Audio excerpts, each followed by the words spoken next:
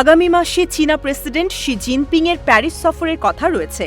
এই সফর জুড়ে শুরু হয়েছে বিভিন্ন জল্পনা কল্পনা।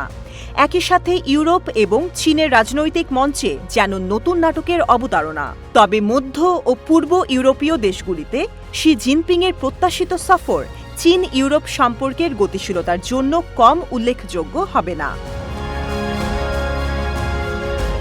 শি এবং ফ্রান্সের প্রেসিডেন্ট ইমানুয়েল ম্যাক্রোর মধ্যে আলোচনায় সম্ভবত রাশিয়ার সাথে চীনের ক্রমবর্ধমান বাণিজ্য ও শিল্প সম্পর্ক কমাতে চীনকে রাজি করানোর বিষয়টা থাকবে। শি এবং ফ্রান্সের প্রেসিডেন্ট ইমানুয়েল ম্যাক্রোর মধ্যে এই আলোচনায় মূলত একটি অর্থনৈতিক অংশীদারিত্বের বিষয়টি গুরুত্ব পাবে।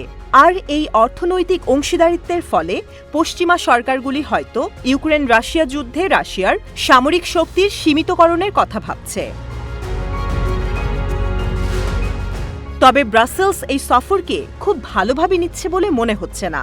অন্যদিকে ইউরোপীয় ইউনিয়নের president Ursula von der Leyen জোর দিয়ে বলেছেন যে চীনের সবুজ প্রযুক্তি ভর্তুকি, বৈদ্যুতিক যান এবং লিথিয়াম আয়ন ব্যাটারি থেকে বায়ু টারবাইন এসব বিষয় আসলে একটা অন্যায্য প্রতিযোগিতা তৈরি করছে।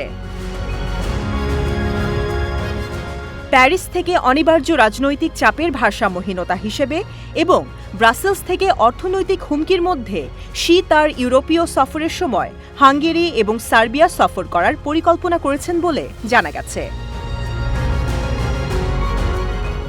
এই উভয় দেশের নেতারা চীনের বেল্ট অ্যান্ড রোড ইনিশিয়েটিভের সবচেয়ে প্রবল ইউরোপীয় সমর্থক।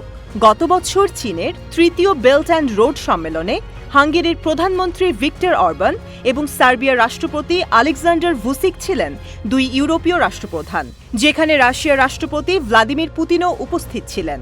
উল্লেখ্য যে সমগ্র ইউরোপ থেকে মাত্র এই দুটি দেশই সেখানে উপস্থিত ছিল।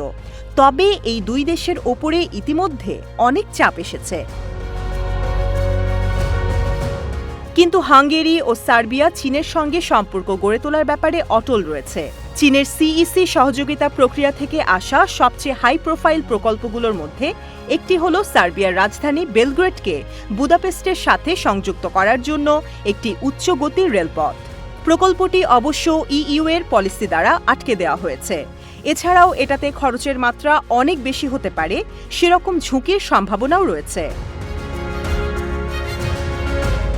গত অক্টোবরে বেইজিংয়ের চীনের বেল্ট অ্যান্ড রোড সম্মেলনে যোগদান থেকে অরবানকে কোনো বাধা দেওয়া হয়নি।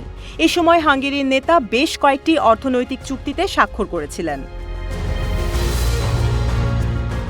যেহেতু হাঙ্গেরি ইউরোপীয় ইউনিয়নের অংশ, তাই দেশের অভ্যন্তরে অপারেটিং চীন ইভি নির্মাতারা সরাসরি ইউরোপীয় একক বাজারের মধ্যে থেকে বিক্রি করতে পারে।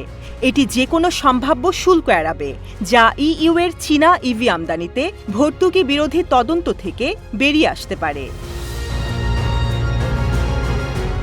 আবার ইভি ব্যাটারিতে চীনা বিনিয়োগের জন্য হাঙ্গেরি ইউরোপের প্রধান বাজার। এদিকে সার্বিয়ায় সাম্প্রতিক বছরগুলিতে চীনের বিনিয়োগের প্রবাহ জার্মানি এবং ফ্রান্সের মতো বড় ইউরোপীয় খেলোয়াড়দের থেকে এগিয়ে গেছে। চীন বলকান অঞ্চলের বৃহত্তম এবং প্রধান বিনিয়োগকারীতে পরিণত হয়েছে।